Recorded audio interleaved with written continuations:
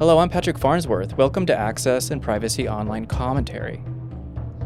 So we're joined today by our regulars, FIPA President Mike Larsen. Hello, Mike. Hi. And we have Executive Director Jason Woywada. Hello, Jason. Hi there. We have a special guest that we haven't spoken to in a while, BC Office of the Information and Privacy Commissioner, Michael Harvey. So hello, welcome, Commissioner Harvey. Thank you very much for having me, Patrick, Mike, Jason. Great to see you. Yeah, the last time we spoke was in March during the Reboot Conference, so there's just been a lot going on since then. So we just wanted to start here with the BC government's latest report on the Freedom of Information and Privacy Act. Both FIPA and you were interviewed by Amanda Follett-Hosgood at the Tyee on that report. So a few points here. We're noting that the FOI applications have fallen significantly over the last year. Requester costs through application and processing fees have increased. Average response times have not improved. So to us, this looks like an indication that people are losing faith in the idea that our FOI system is a means to the ends of transparency. So, Commissioner, in your view, what is the story being told by these trends?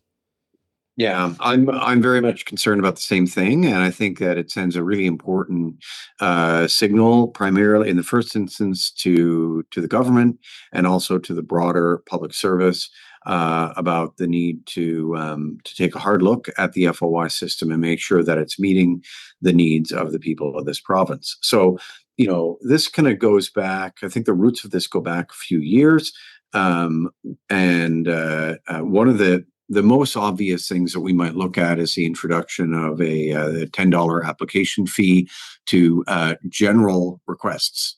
Now, I say general requests, it applies to people that are looking for general information as opposed to people that are looking for their own personal information to which a fee does not apply. And what we've seen years later is that there has been a significant drop in the number of general requests. But that drop didn't happen as I think I would have expected it to happen. Kind of there be an initial drop in the response to the introduction of this $10 fee for general requests, and then it to find a new level and continue from there. It's continued to degrade over time. And the other thing that I'm concerned to see is that the number of general requests has increased sharply. And so that is obviously following its own dynamic. But there's a couple of things about this dynamic that lead me to be concerned. And the first is we've seen an increased number in the page count is increasing. So it's almost as if to suggest that people are responding to the $10 fee by consolidating their searching and by what would have been let's say multiple smaller requests are now a single broader request.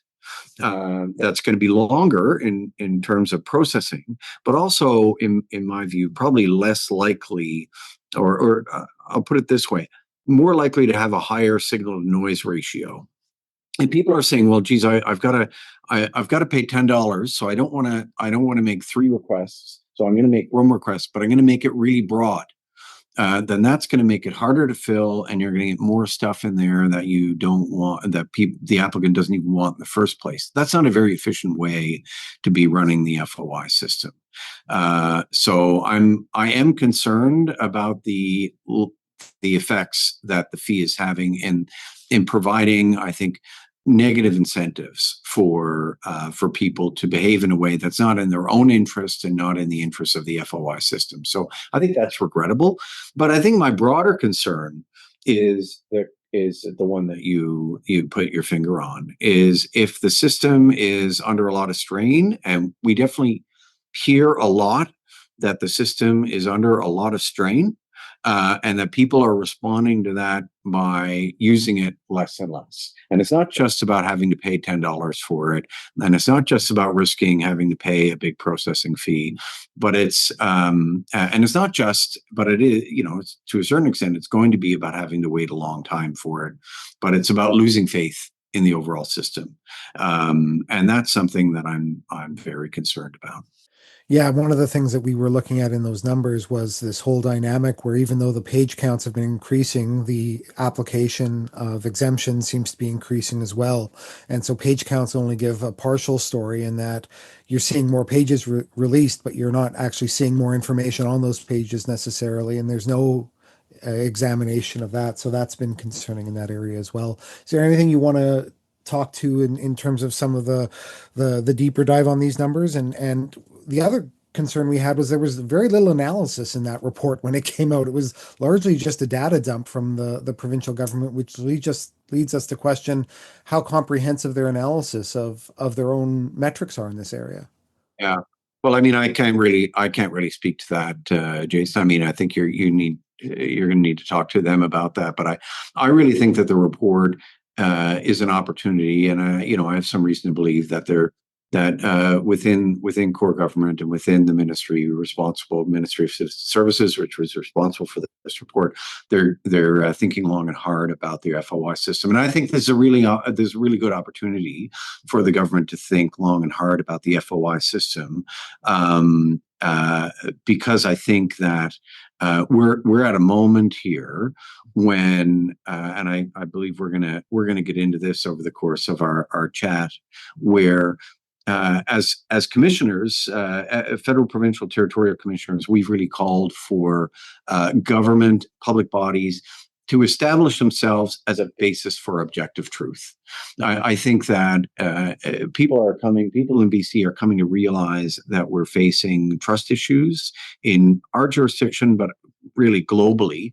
And the spread of misinformation and disinformation has led to challenges for people, the general citizenry, to accept that there are objective truths. I think a government and public bodies that don't recognize that if people feel that there's a culture of opacity, as opposed to a culture of transparency, then they will lose faith in really our institutions more generally. So this is, just to follow on from Patrick, the first question that you asked, which is, what's my concern? And my concern is that people are losing faith in the FOI system. The bigger concern is, are people losing faith in the transparency of their public bodies? And if that's the case, then that's a bigger concern. So there's an opportunity here for particularly government and the Ministry of Citizen Services, which is responding here, to really recognize that and to say, well, we need to confront that by creating a culture of transparency, a culture where the public bodies can be seen to be sources of truth rather than sources of opacity. So, Jason, that the number of exemptions being used, number of exceptions being used, and the rate that they're being used, it seems to be on the increase. In large part, this is a way to. This is I would imagine Occam's razor tells me that this is in response to operational pressure. There's so many decisions that need to be made. So as your listeners, I expect regular listeners will know that there's exceptions in the Act. There's two types of them. There's mandatory exceptions. These are exceptions, information that must be held back from disclosure. And then there's discretionary exceptions. These are exceptions where the public body may or may not and needs to use its decision making to decide whether or not to release. So if under pressure, under decision-making pressure, the easier decision in that consequence is always to not release, right? To take a risk-averse approach, just make the decision quicker, not release. That's not always in the interest of the applicant. It's not always in the interest of the public body, but it's the easier decision. And if you're under pressure, then the incentive is there to make it. But the more of those discretionary exceptions that are held back, then the more that's going to be communicated about whether or not your organization is opaque, whether or not it's transparent, less transparent than it needs to be. And so that I can understand that that's hard. I've been on the other side. I've been the one reviewing and those things. I've know what it's like to be a public body exercising its discretion to release. But I think that this is an important moment for the ministry, for the government, for public bodies as a whole to consider what message that they're sending in terms of what our culture is. Is it a culture of opacity or is it a culture of transparency? Really important themes. We've been talking about techniques and cultures of opacity for a long time, and the importance of really having cultural shift within public bodies, within the whole of government, really to get at the issue of transparency. I was really interested in the joint statement that your office released with your partners across Canada, Trust, Transparency, and Democracy in an Era of Misinformation. And you've been speaking to that. There's a lot of statements that have been issued by different offices throughout the years that tie transparency to democracy, right? The Supreme Court's recognized this as well, that our transparency laws facilitate democracy. But really, this is, to my mind, this is one of the first times we've seen such an emphasis on, the context of the moment, that we're in an era of misinformation, and so the urgency of this kind of reform is really highlighted. Could you perhaps unpack for us a bit what steps should we take, must we take to improve our transparency laws so as to address the perils of misinformation? Yeah. So here, around our table, we talked about misinformation, we talked about disinformation, we talked about malinformation, and the different ways and the different reasons why we're seeing the spread of information that, for one reason or another, may not be accurate, and what effect that is going to have on people. And really, there's a number of trends that are going on with respect to, domestic and international bad actors, but also a spread of technology that is making there's a terrible irony here where the technology, as it moves forward into making false things seem more and more accurate, the irony is it makes accurate things seem less and less, they seem more and more inaccurate. And the more inaccurate things come close to looking accurate, the more everything comes close to looking inaccurate. And we end up kind of living in an uncanny valley.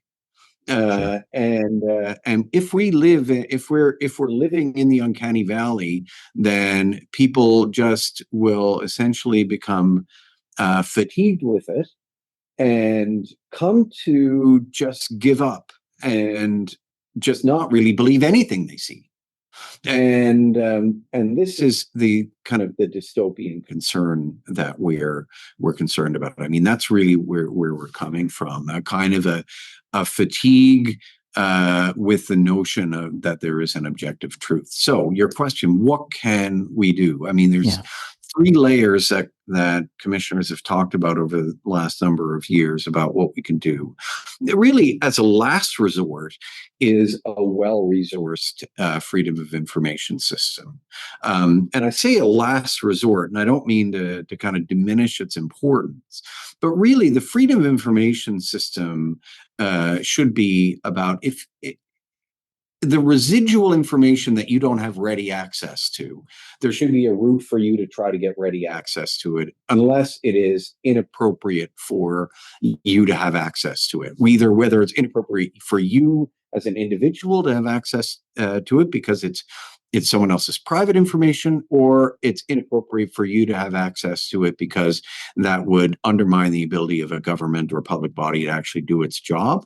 But other than that, you should be able to get access to it. That's a default, but that should be residual information, right? I mean, the starting point should be, if we lived in a culture of transparency, the starting point should be that most information that a citizen would need should be readily accessible, just without having to put in some kind of special request for it. Right? It should be, and this is a second level of our concern, is proactively disclosed.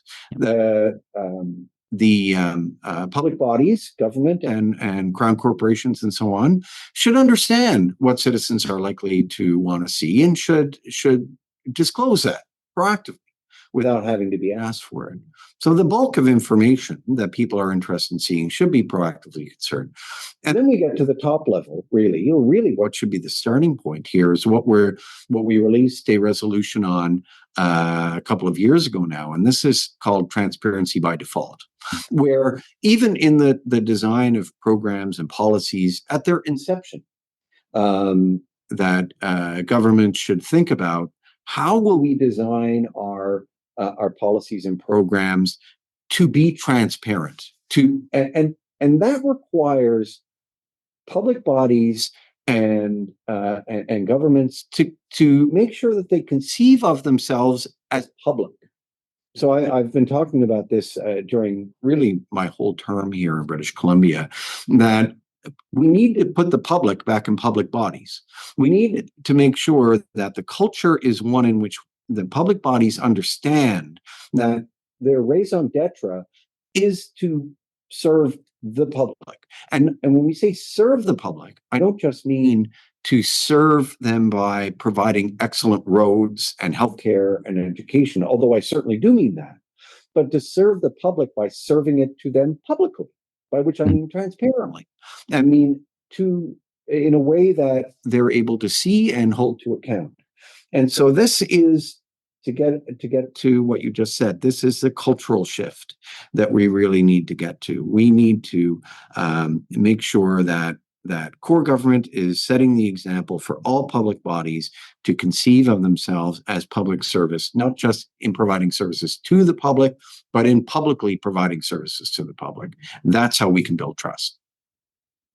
So just to unpack that a little bit more, how do we reconcile that, though, when we see them exercising discretion less and we see them under increasing pressure, in addition to that, to act more like a business, which is inherently not transparent? In triple P partnerships, more applications of third-party exceptions because of business interests of a third party, and those processes lacking the transparency that we would expect when a public body starts adopting business processes. Yeah, I mean, I'm not going to say that this isn't easy to do, Jason. I mean, this is hard work, and thinking through this is going to be hard work. But I think that public bodies and government need to understand that the consequences of not doing it, and not doing it as maximally as they can. So certainly there will be needs for protecting the trade secrets and the proprietary information of third-party businesses with which the government does business. But clear procurement laws and clear guidances and the strict application of those may make sure that while secret sauces may be held, the truly proprietary commercial secrets can be held private, then people do have access, though, to things like pricing lists and the things that taxpayers will need to make sure that they are getting the best value in public-private schemes and government procurement from the third sector. So really, it's just focused and precise decision making that is required. Yeah, and when we've been looking at the Edelman Trust Index and those other trust indices, we're seeing this continued collapse in the public trust writ large for public bodies. Is that part of the consequences that you're seeing here? I mean, my concern is it will be part of it. I think there's other things going on. The trust indices that I know that in the political science literature, and that's the background that I come from, we've been looking at declines in trust for decades that trace back to the 1950s and the emergence of television and so on. So I think that there's long cycle trends here that are affecting interpersonal trust and so on. And what we're seeing, I think, a couple of things going on. We're at the continuation of kind of long some long cycle stuff that's been going on for decades, but we're also seeing the shorter term effects and sharp effects that are related to certain technological trends that are shorter term. So I think there's a number of different things that are going on, and we also, I think, in the literature are aware that people. One thing that really affects people's trust in institutions is the quality of their service. So that's, you're going to see effects related to that, and the pressure that governments have been under, that still linger in many respects from the pandemic, and that are related to inflation. So there's a whole bunch of things happening at the same time that are very difficult to tease out. But rather than, concern about our FOI system is one of them.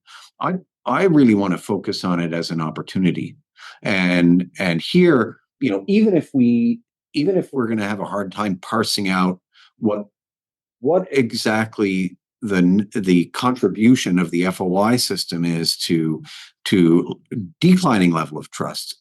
I'd just like to call on decision makers to recognize that there is a problem, and to use the opportunity to communicate an agenda of transparency to respond to it. So even if FOI is not the whole problem, and I don't think it is, I think it can be a big part of the solution, in line with proactive disclosure and transparency by default. Definitely some important points. And I like the idea of trying to think about the general social benefit of shifting a discourse away from one that is, cynical by default, and one that really kind of seeks and expects trust. But all of this, of course, requires investments in what you refer to, I think appropriately, as the information ecosystem, bigger than FOI, right? The information ecosystem of government.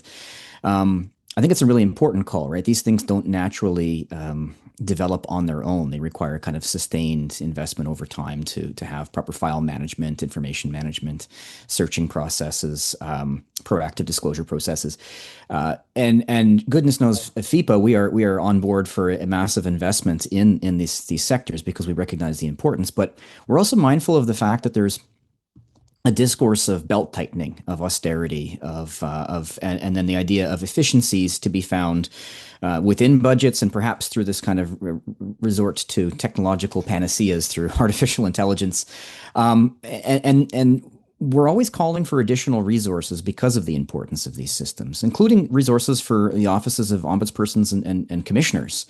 And we haven't seen the extent of investment in those resourcing as we might hope for. That kind of puts you in a challenging position, doesn't it? Trying to fulfill a mandate in a system that is leveraging trust with resources that aren't expanding commensurate to the need. Yeah. So, I mean, there's a whole bunch of things that I want to say in response to that. The first one is, I recognize that these are trying fiscal times for the province, just as any province. And I also recognize that throwing more money at the situation is not and cannot and should not be the only solution to this. Resources that, however, are always going to be a critical part of the puzzle. And I want to talk about a few things related to that. So the first is, I think that an investment in resources up front can help generate dividends in terms of not only just transparency, but also good public administration and program delivery moving forward. So what I mean by that is, sometimes we'll hear that, okay, to do more proactive disclosure of this data, it will require us to put a whole bunch of resources into it, and that's expensive. To scrub data that could be full of confidences and third-party confidences, and personal information in order so that it can be released proactively is resource intensive. So it would be easier not to do that when those resources are needed elsewhere. Well, the reality is if you can spending those resources to proactively disclose can cut down on resources that you would have spent on the FOI system, then you're saving money in the back end, and you're also getting that trust dividend by putting the money out front.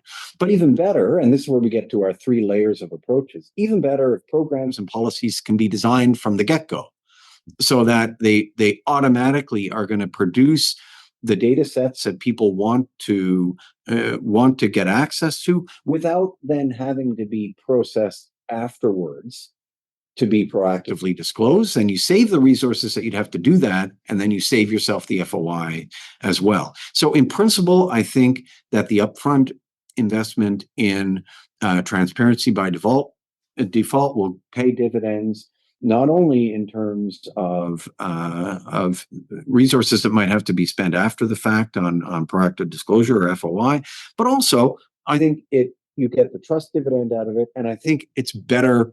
You do better public programming if you do it that way. So that's one way that I'd like to respond to the FOI, to the issue of resources.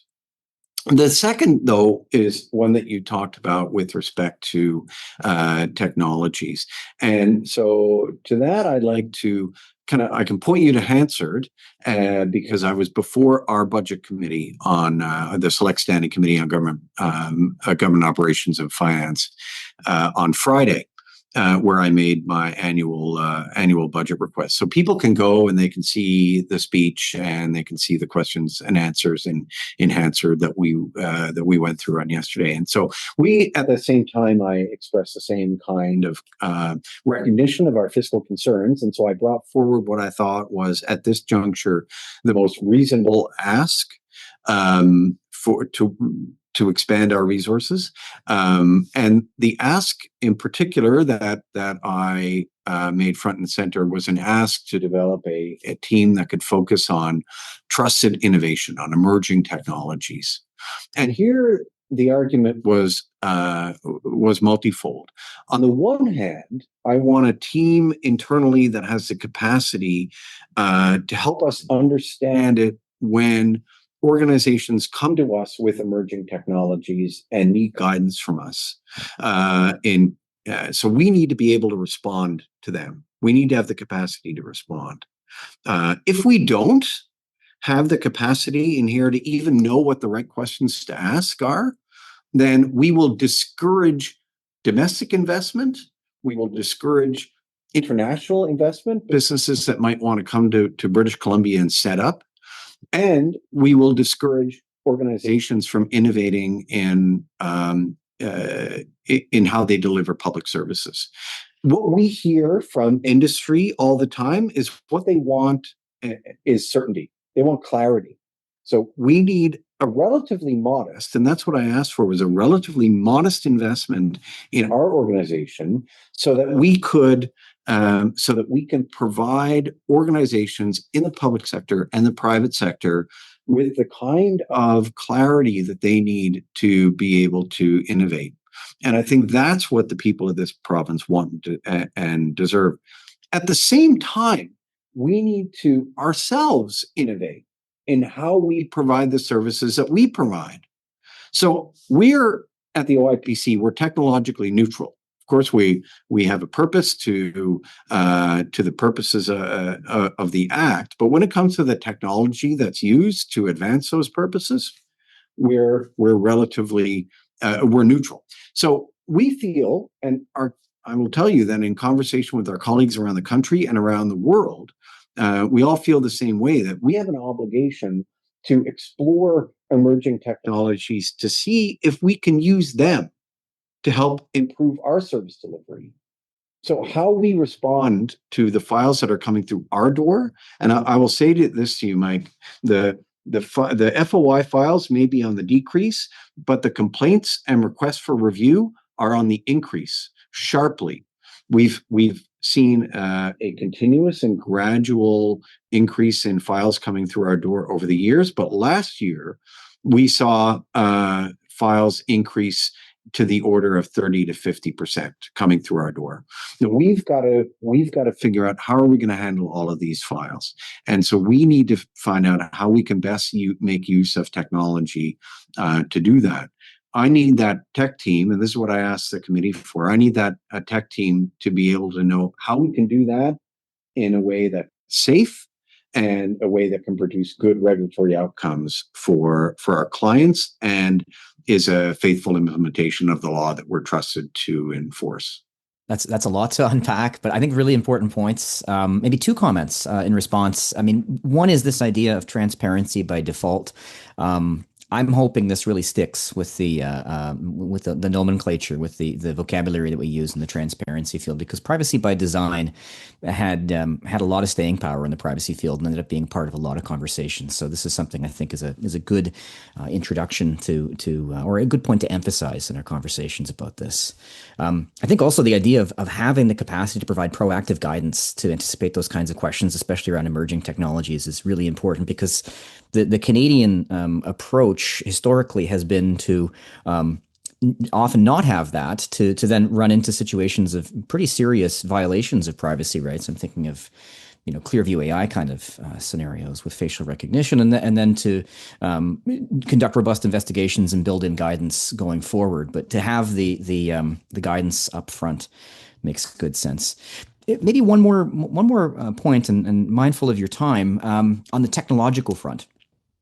I was really interested last week when we saw that your office had released a document on privacy and educational technology, really focusing on children and youth. And this is such an important issue. I speak from my position as an educator as well, trying to grapple with these in a post-secondary setting. But what put this issue in particular at the top of the agenda for you and colleagues across Canada at this time? Yeah, well, this will give me an opportunity to really plump up my strategic plan. So one of the things we've spent a lot of time doing over the last year and a half since I've been in office is doing informal and then later a pretty formal but in-depth engagement to develop a strategic plan. So the three priorities in our strategic plan, which I encourage all of your regular listeners to take a look at. There's three pillars. The first, we've been talking about them today, and that's the idea, of course, is that they would provide us a shape so that we can and coherence to what the things that we talk about. So the first one of those is trust and transparency. The second one of those is emerging technologies. These are familiar topics because that's what we've been talking about. And the third one, where we've ended up, is talking about is rights equity. So we wanted to shine a light on that there are groups in our society that may be less challenged to advance their own rights or have their rights protected. And we've talked about a number of different groups in our society. We talked about seniors, and we're talking about people who may be unhoused or people with mental health and addictions. But the first group that we've decided to front load our plan with and focus on at the outset is the privacy rights of children and youth.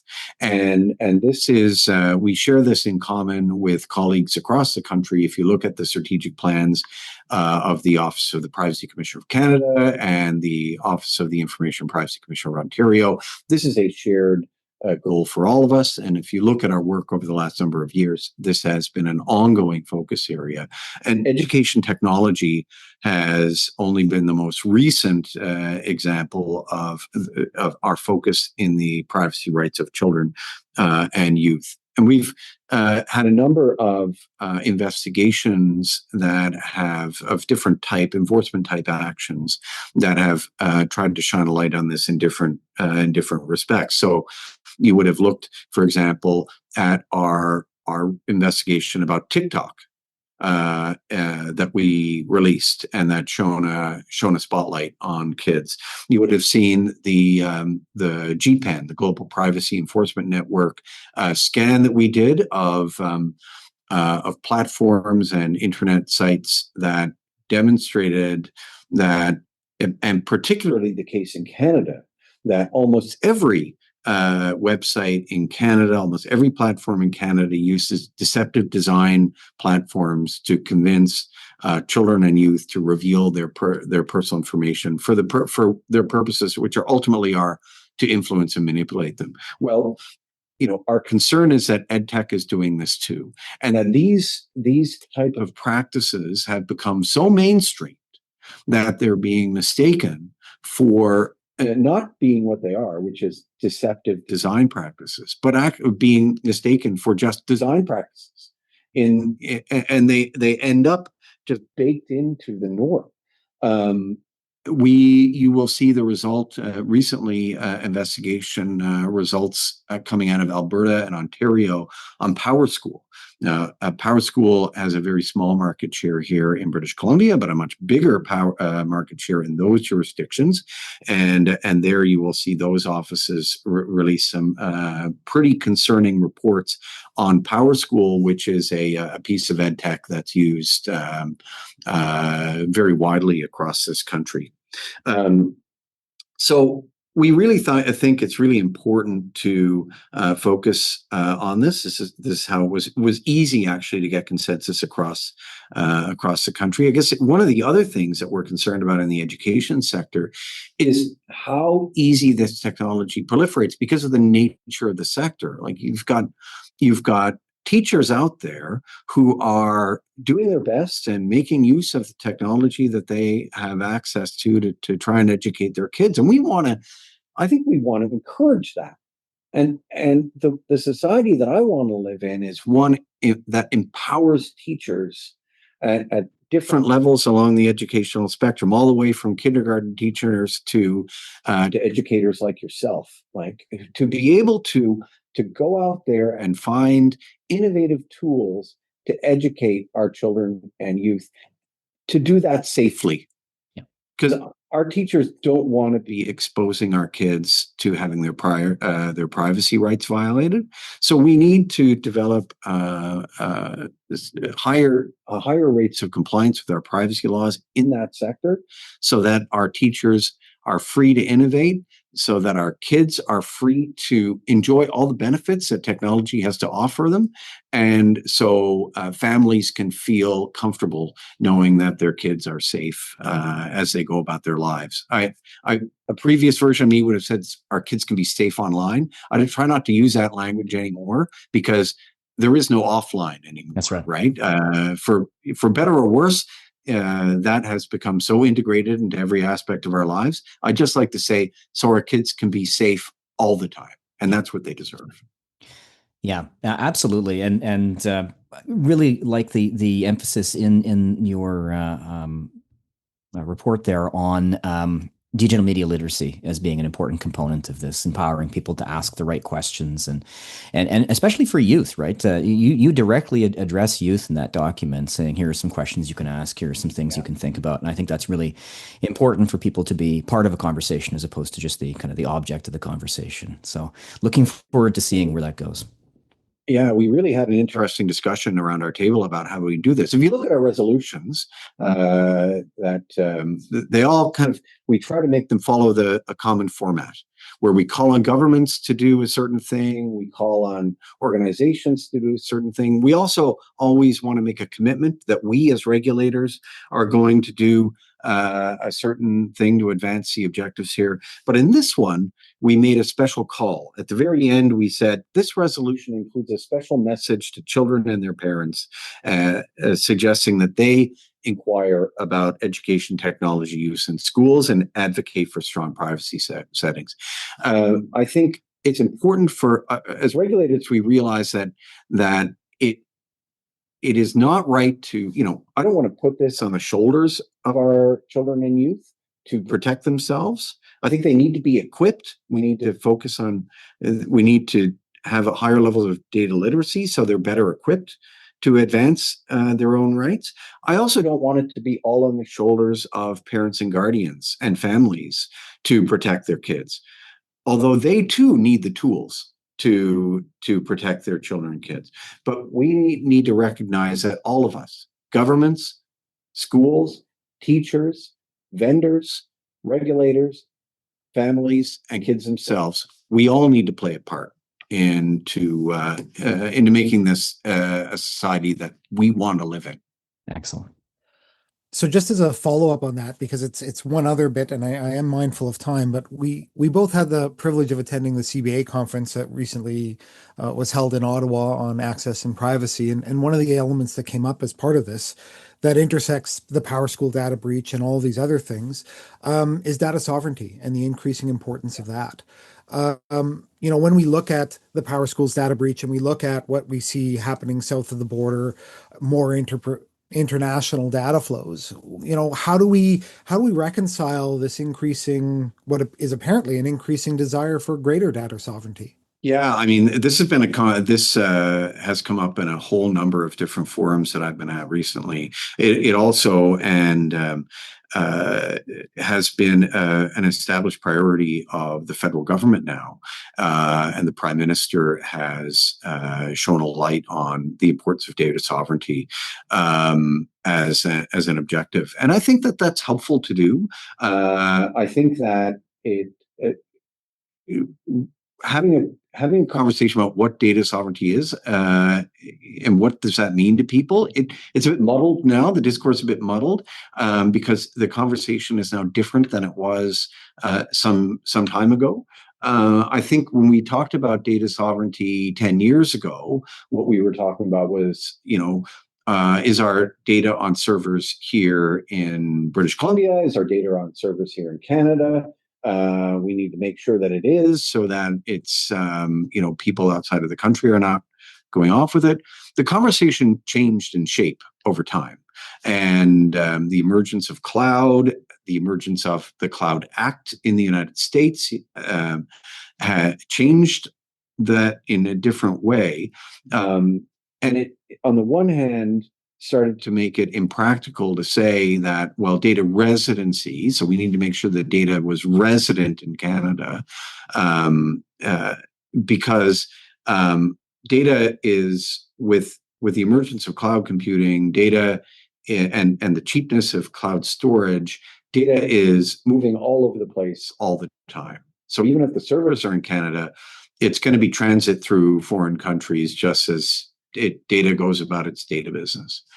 But I think having a broader conversation about data sovereignty that's more, that yes, includes questions about where our data is, where it's passing through, but also sovereignty more broadly about how do we as Canadians envision our society as a data society. The reality is, at this point in the 21st century, we are living in the information society, and the data about us is everything about us.